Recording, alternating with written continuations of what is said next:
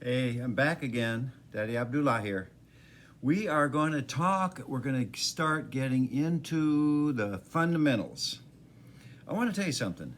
My wife and I just got done talking on the phone, and she is a psychotherapist. She worked with a group of 16 young people today, and she came up with a very ingenious way of bringing all those 16 kids into an incredible group therapy session.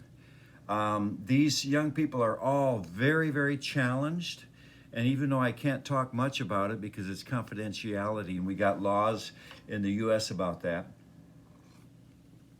I'll tell you something. She is a genius when it comes to working with kids.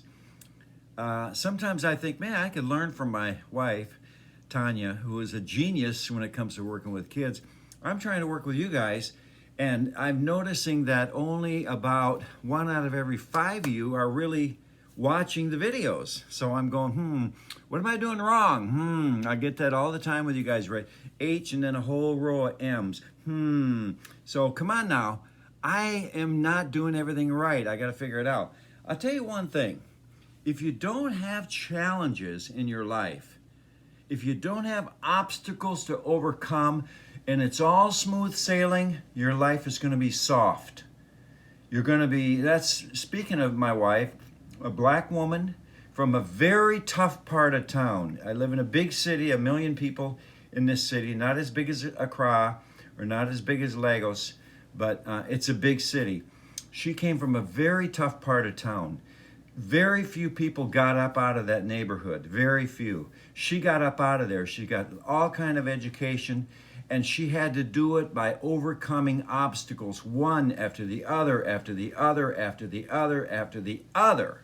And it went on childhood abuse, all kind of problems.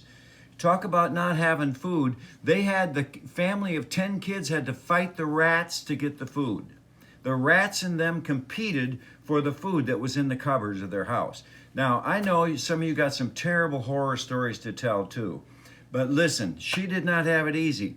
How did she succeed so thoroughly in life?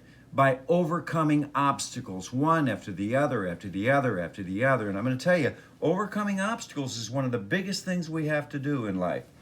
She forced me to overcome one great obstacle that I had.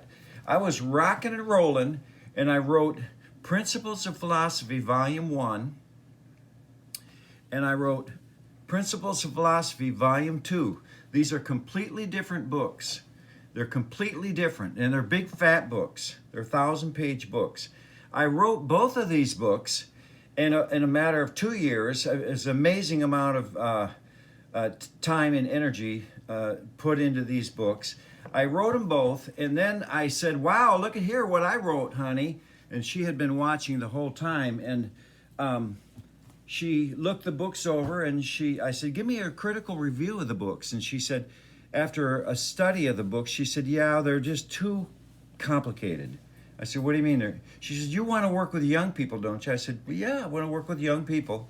She said, these books are way over their heads.